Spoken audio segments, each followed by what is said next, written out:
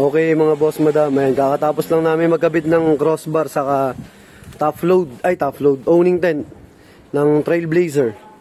Ayan. So galing pa to sila ma'am sa BGC, sa Taguig. Ayan, so dito sila nagpa-install sa atin ng crossbar saka top load ng Trailblazer. Ayan, Duramax. So pakita ko sa inyo. Ayan. Medyo against the light nga lang. Hindi masyado makita. Ayan. Tapos stainless na yung bracket. Ayan, sa likod. Pati mga tornilyo, stainless lahat yan mga boss. Ayan. Then, ang ginamit namin crossbar dito, ayan, yung ordinary muna. Ayan. Pag nagka-budget si ma'am, magpapalit din daw siya. Hintayin lang yung 13 month pay. Ayan. Kaya, sabi niya, ordinary crossbar lang muna yung gagamitin. Ayan. So, ayan yung owning tent. Nagkabit na natin. Ayan yung mga tornilyo sa bracket. Stainless. Kaya lang, gutterless na ordinary muna yung pinakabit ni ma'am. Ayan.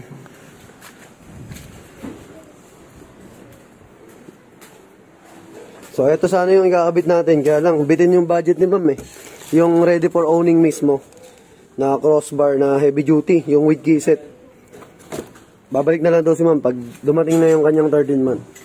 So, papalitan namin. Ang disadvantage lang kasi nito mga boss, siyempre, di ba binutas yan na ganyan. Dahil manipis yung pinaka crossbar niya, ayun, medyo nakabend siya. Tapos, hindi, medyo gumagalaw.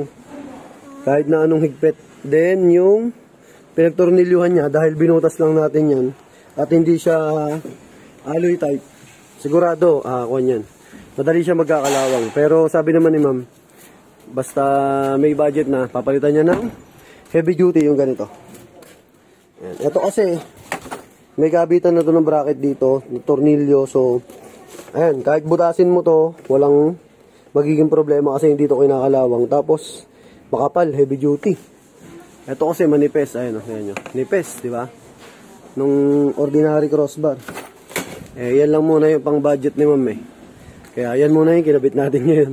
Magle-labor na lang daw siya uli pag pinapalitan niya ng crossbar na heavy duty.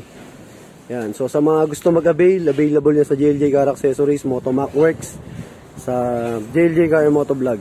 Yan. Saka sa TikTok natin yung JLJ Madlog. So ito, sinabihan ko din si ma'am dito. So choice niya na lang na ordinary crossbar muna yung gamitin. Pero kung may budget si ma'am, siyempre papapalitan niya agad yan ng yung magandang klase. Yan. So, pang samantagal daw muna. Hindi pa naman siya maglalagay ng top load. So, okay na muna yan. Ayan. So, thank you kay ma'am sa pagdayo dito sa Santa Rosa, Laguna. So, maraming salamat. Ride safe, ingat. God bless.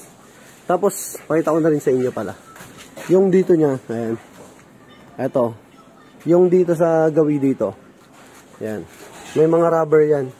Saka ito, may mga rubber. Kaya hindi siya magagasgas. Kasi may mga nagtatanong, baka daw magasgas yung sa ganito. Ayun, may rubber naman siya, saka dito. Ayan. Duramax. So, thank you kay ma'am. Ayan. Ride safe sa kanila. So, God bless, ingat.